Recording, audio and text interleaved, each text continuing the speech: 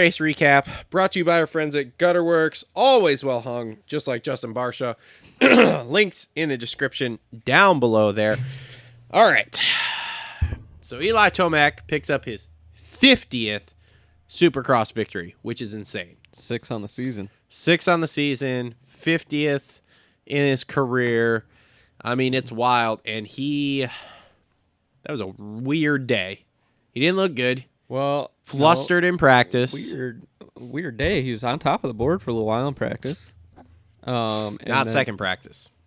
Well, also in the heat race, even though he did ride around in third there, I don't know if it was Clinton Fowler or somebody pointed out that, hey, Tomac had the fastest lap for 3 laps in that heat race. Did he really? And I saw that, and I looked at Rusty. I was like, Tomac's winning tonight. He had a weird couple laps there where he was shuffling back, and then he got it back together, and it was just like, holy, yeah, this is the guy. See, I was just, I don't know, like the heat race, it was kind of weird. Like I didn't really pay that close of attention to him, I guess. Mm-hmm. And then like practice, like that second qualifying was super weird because he like didn't get a lap till almost the end, and then it was still only like 5th, and then like at one point he's throwing his hands up at guys because they're getting in his way. Like it was very not Tomac. Well, you know what else was very not Tomac was him using race lines, not going for a fast lap. Yeah, it's true. Where he was slowing up, going over the table, and doing the rhythm out of the ruts. Yep. And I was like, damn, that's going to be good in the main. Yep. And then that whoop line that he came up with in the main. Yeah. That nobody was doing. Where he was he on the bouncing off that berm and then going down the left side? And yes. Oh, my God. Mm-hmm. Super fast. And then, just scrubbing the shit out of that triple. Yes. Yeah, that was... yeah, I don't know. It's... Like, I thought that was impressive. Where you visibly set yourself apart from the other guys, and he did that last night. Yeah. And, I mean, coming back from the last 2 weeks, which have not been good, you know, he had the kind of mysterious neck injury. It was impressive to see him come back and win one here. So, and, you know, he's got now 2 red plates. Now he's tied for the points lead, so that's a thing. He's good in Arizona. He's real good, and it's a triple crown. Yep. I don't know. We're shaping up for a good one, boys. Dude, I'll tell you what. We'll get to second place here. Cooper Webb. Did he not look happy, or did he not look happy after that main? He looked pissed. He looked real upset. Dude, he was trying his balls off. Like, yeah. I don't think I've ever watched Coop and just been like, oh my God, he's trying so hard. Mm-hmm. And you could visibly see it. And, dude, he wasn't letting go until about 3-4 laps. I think he was like, damn, I guess I got to give this one up. I'm not going to be able to do this. But he was keeping him there, but he wasn't making any time on him. No. And, dude, I don't know. Coop's going to have to start playing some mind games or something. He already started playing them with Sexton, so that's Sexton's out of his way now. And I don't know if he's playing the mind games with Sexton for, I'm going back to the gunslinger thing in the heat race. He knows Sexton can kind of get in there and throw a wrench in there. I think he knows that Sexton can maybe fit in between them. Yeah. So he's like, I got to get this guy riled up and just get him out of here. Yeah. Yeah, the gunslinger move to me was kind of douchey, mostly because it's like, dude, you weren't running away from Sexton. He was catching you. So yeah, it's different than the last gunslinger where he caught Roxon, passed him and did it. Yeah, so I understand why he did it. I still think it was kind of douchey. I think it's kind of badass, though. I mean, it is badass because you just don't see guys have that kind of confidence anymore. That's ballsy. Yeah. Here's the thing. I want to see... So I guess there's a group chat with, like, Coop, Rarick, Mathis, and Phil. Phil. Yeah. And I guess all they do is talk shit to Coop. Just nothing but talk. Like, 2-time champ, he'd do something like that gunslinger, and they'd be like, man, you're so gay, or something like that. Like, just... why would you do that? Yeah, just ridiculous, ridiculous stuff, talking shit to this guy. So I'd love to see that group chat after he did that, and see if they were talking shit or, like, real pumped on it or whatever. It's like the taunt from playing video games. Yeah, I'll tell you what, though. If Sexton goes out and wins that main last night, and I know it's big if, so, like, let's just calm it down. I know he didn't. Yeah. He looks real douchey then.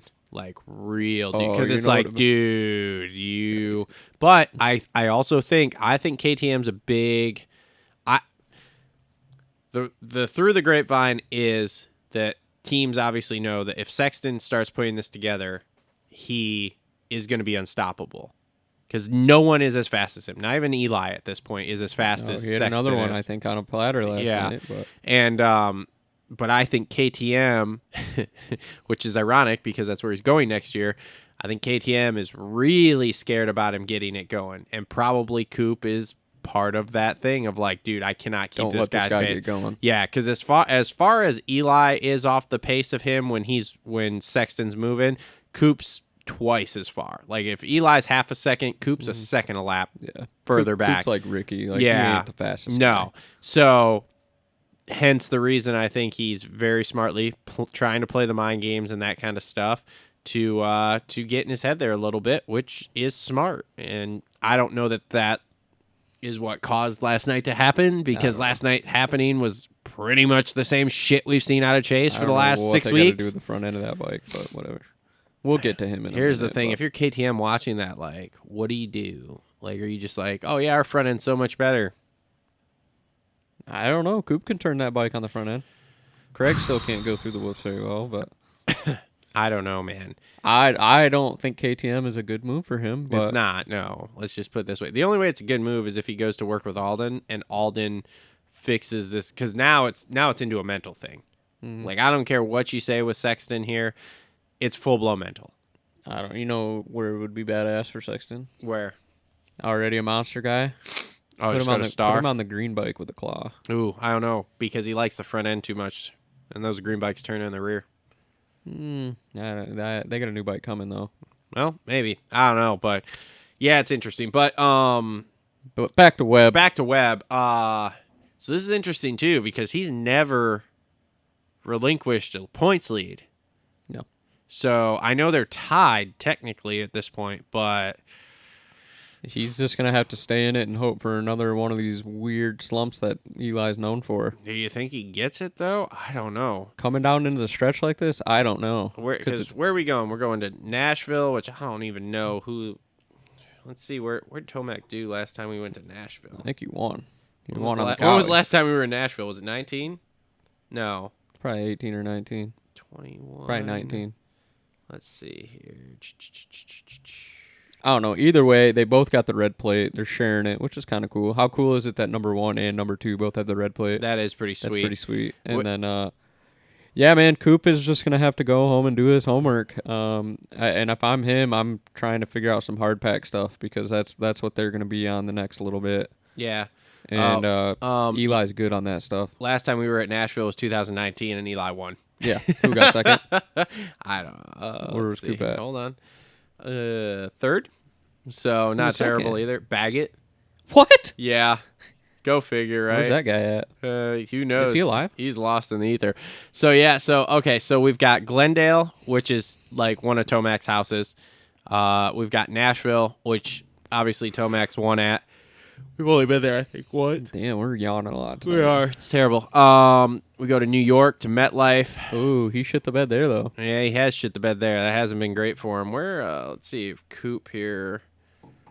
Sorry, I know this is riveting radio, but it's like I just want to see the I think Coop will results. be good at like East Rutherford or wherever, though. Yeah, let's see. I don't know. Either way, we got a hell of a battle, and how blessed are we as fans? 2019 East Rutherford, Coop won.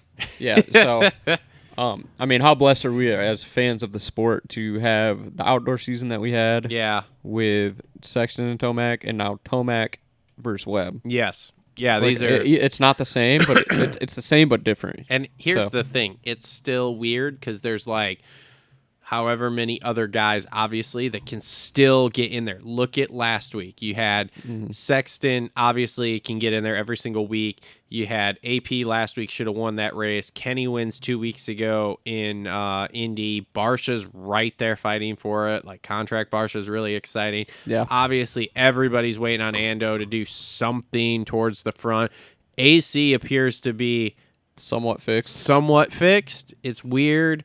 They're finally coming around on the bike with Craig to where he's like running up there somewhat. So like you've got all of this stuff. I mean, it's not just a hard, steadfast it's going to be Webb and Tomac 1-2 the rest of the year. There's a lot of other dudes that on a start, on a track, like last night, because last night, let's face it, there was a lot of lines, but, man, it wasn't really a lot of passing per se. Yeah. I was thinking about this on the way here. Like, even a guy like Justin Hill, what's he going to do with a start? Yeah. Like, So, I don't know. But it's interesting. That 9th place in qualifying for Webb, though, was weird. The qualifying doesn't worry me with him, but maybe. I don't even remember. Oh, yeah, birthday boy Barsha. Yeah, Barsha, third there. Dude, he came from what, 7th? Contract Barsha's exciting. I like contract Barsha. He's so good, and then he's so bad the other years. Just like it doesn't matter to him. Yeah. How far is he out of 3rd in points? You think he torpedoes Chase? Like he did Mookie? Oh, he's in 6th. Oh, he's a ways down. Yeah, he's a ways. Fighting for a top 5 bonus. Yeah, no, he's out. Weird that, or crazy to think that it's $10,000 for 20th in points and nothing for 21st. $10,000 actually shocked me. That shocked That's me. Crazy by that itself. $10,000 shocks you, but yeah. So that was a good ride for Barsha though, man. God, he is. Oh, he's exciting, man. He's got it. He says the only thing he's trying to fix is he's trying to make his starts a little bit better. Dude, if you can get a start. Oh yeah. Oh God, we're in for it. He's there, man. But he's up there mixing it up every week now. It kind of was It's been somewhat clean lately. That's a weird thing too, right? Like the last 3 rounds, there have been opportunities for him to really throw it in on people that normally we would see Barsha do. Yeah. And it hasn't been happening. Yeah. Maybe it's like a he hasn't turned the corner. But No. maybe it's like No. holy shit, I'm passing these guys clean and pulling away. What do I need to be dirty for? Yeah, I don't know, man. He's so wild to watch him in a contract year, man. So what do you say he was? 31? I think so. Yeah. 31. He's got a kid, and a Tesla, and a wife. And a Z06 Vet. It's weird. He must have sold that. Probably. I don't know. He's trying to sell his compound right now. He's got R8s too, I think. I don't know that he still got those. I think he sold all that. Either way, he's been paid very well throughout his career. He's made tons of money. He's trying to sell his compound. Trying to sell the BAM land. It's weird. Is Edgewood Farm buying it? I don't know. No. All right, Jason Anderson 4th. Anderson's this weird, quiet top 5 guy this year that everybody thinks should be doing more. A weird season for I was going to say, then you get done and he's like 4th or 5th, and you're just like, oh. It's way too reminiscent of his championship defending year. But he didn't win a title last year. That's the crazy thing. I mean, he 9 races, damn near won a title. Won 7, yeah. I'm sure his expectations went way up. Probably. The expectations on him went way up. And here we are now. Yeah, so. I don't know, man. But I was happy to see him kind of, dude, you keep making me yawn, bro. I know, dude. I'm sorry, I can't help it. It was gonna be a great show. Great show. We're doing big things here. We're doing great things, but no, I was happy to see him kind of get to the back of that pack and kind of get in the mix. Yeah. I think he came through a couple guys. Came through Roxon and AP and some of those guys. So yep. I don't know. Not the guy we saw last year. Nope, not at all. All right, 5th is Sexton. Where are we at here? I mean, okay, this is another one of just like a weird crash. What the fuck happened? Okay, we saw in the front replay. End stepped out. I was gonna say we saw in the replay very clearly. He kind of got outside that rut, and the front end started to step out. Okay, cool. No, it got on that chatter. But then my question is like, how the hell does it go from like stepping out and you should have just basically slid out to like it just full blown stops, like it hit a fucking force field and just whoop, and you're like, what? I don't understand. And how does this keep happening? Dude, it's so weird. Like, how does this happen? I don't know what it is, man. It's 100% mental now. It's 100%. There is no way. You can't blame the bike a little bit for front end feel? No way. No way. Not this many times in a row. Fool me once, shame on me. Fool me twice, or however the hell it goes, whatever. It's in that J. Cole song. Yeah, yeah, it's in that J. Cole song. But, dude, no way. That is just, it's like, dude, you've done the same thing too many times. Like, what are you, and now here's the thing. It's like every single, I mean, look at last week. It even happened last week, and he still won, but it still happened. Yeah, where he mentally aired and went over the... Like I said, the only way KTM fixes this is if he's training with Alden and... what was you that said chair. If he's training with Alden and Alden somehow clicks that mental piece in there because he's confident because of working with Alden. Do you think, and I've heard some people maybe point to this, but do you think it has anything to do with his dad still being the right-hand man? Could be. It's kind of like AC. Maybe it's time to try something new, man. Mm-hmm. Maybe it's time to try something new. Maybe it's time for Dad to go, okay, it's time to take the reins off here. I'm here, but... Yes, I'm here, but find somebody else to do this for a while and see if it works. Because, like, Chase knows what he's doing. He's trained with his dad for plenty of years. His dad's always been the technique guy. Yeah. Maybe he needs somebody else for the mental guy. Maybe. But it's interesting, too, because wasn't he working with... he was working with James for a while, too, though.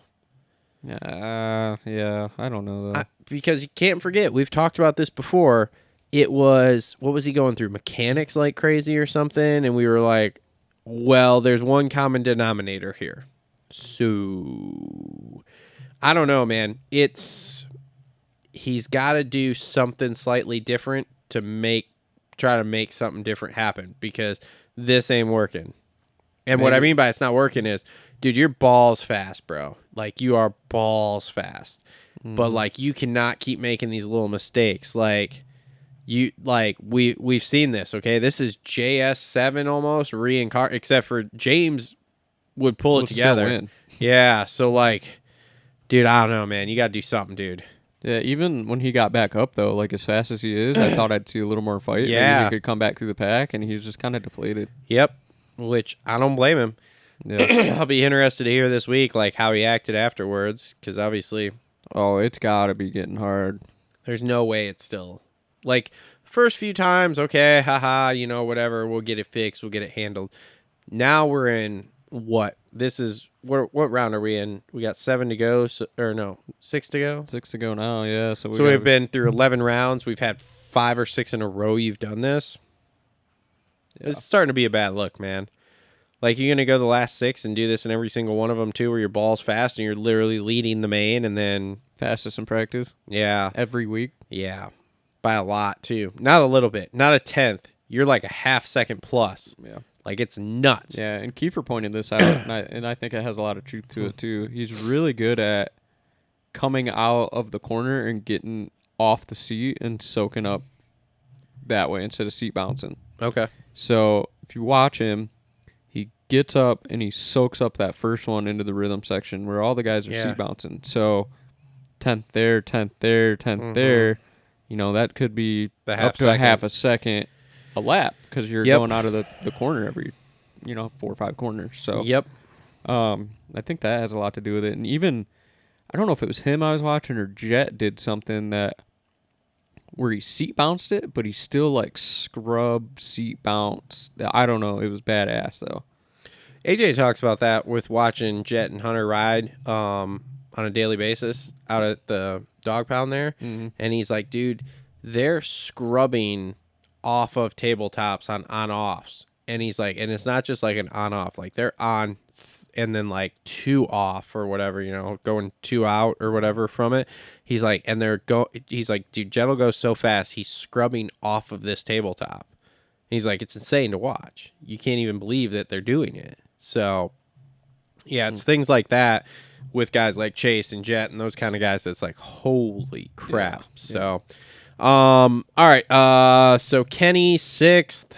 Okay. Indy still a fluke? Just proves that Indy was more flukish and start dependent than anything, man. Mm-hmm. So because this track was very similar. Yeah. So he was up in the mix a little bit. He was in and out there. So AP 7th.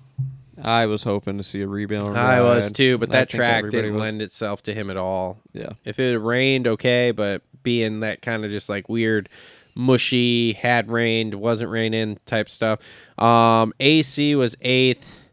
He showed up in practice a little bit, though. Yeah, he's starting to show sparks again, which is cool to see. Mm-hmm. Will we see it by the end of the year? Who knows?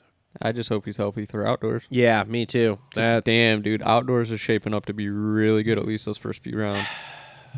I can't wait to see Jet on the 450. Well, we got Jet on the 4 titty. Just yarding. We got the danger zone. Yep. We got Chase. We got Eli.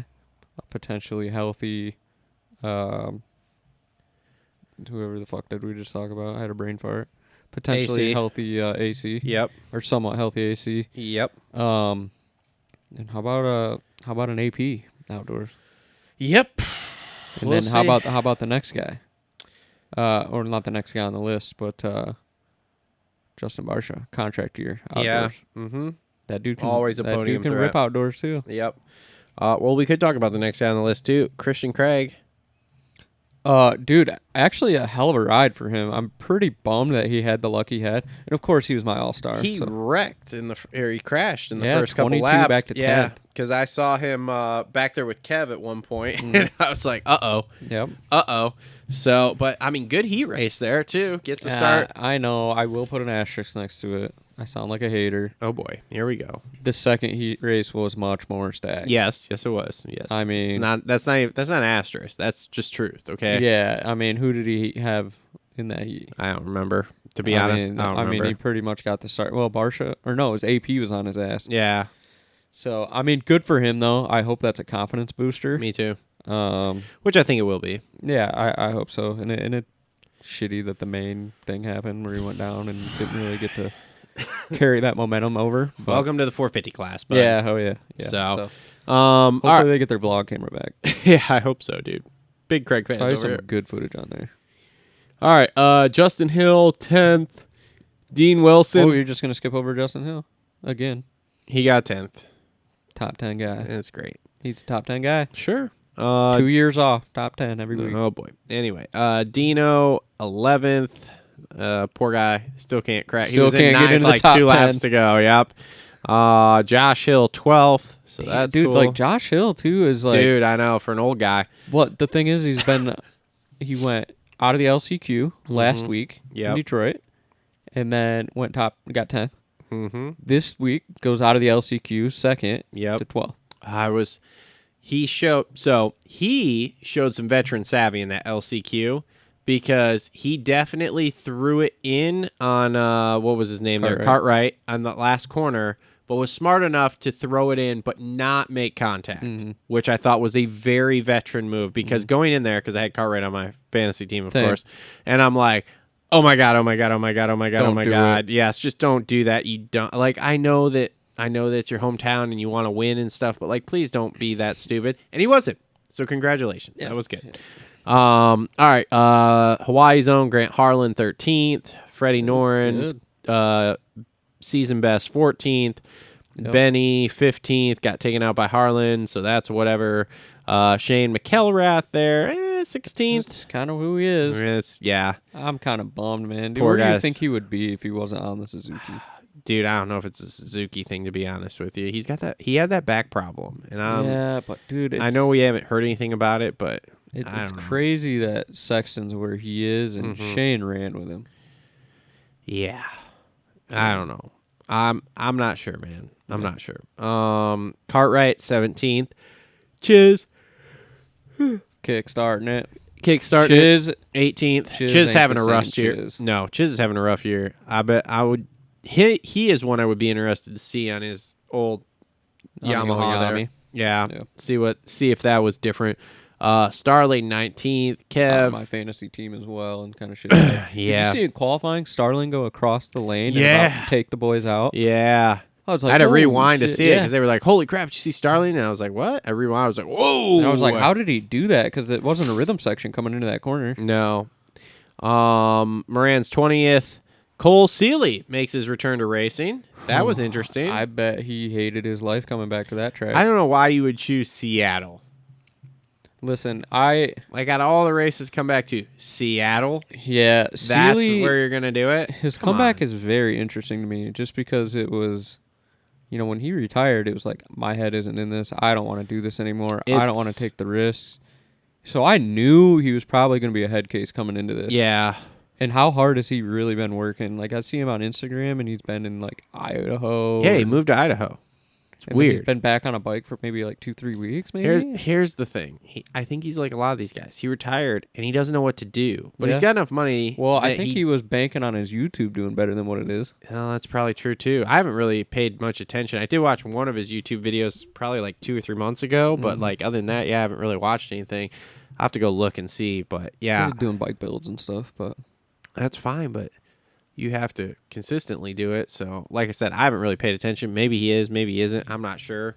World Supercross he's doing. Yeah. So maybe he's just getting ready for that. I just think that a lot of these guys that like beat you up for so long because you're at such a high level, and then you step away and you're like, oh man, but I really did kind of like doing that. Yeah. Okay, well, what can I do? And this is the problem with being a professional anything. Well, then you go back and it's like, what's he going to do? Go race local races?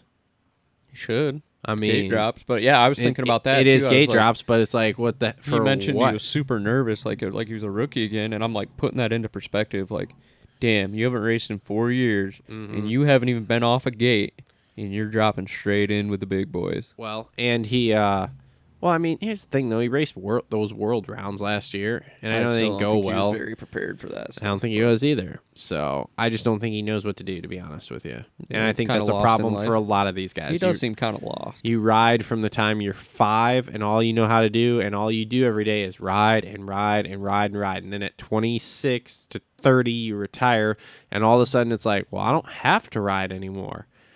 Well, what do I do now? Yeah. So, because it's like what they put on the board there. What are your hobbies? Fitness. Every single one of them. Cycling.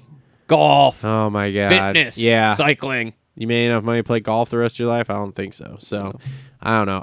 And then rounding it out, Cade Clayson, 22nd. What's wrong with that guy?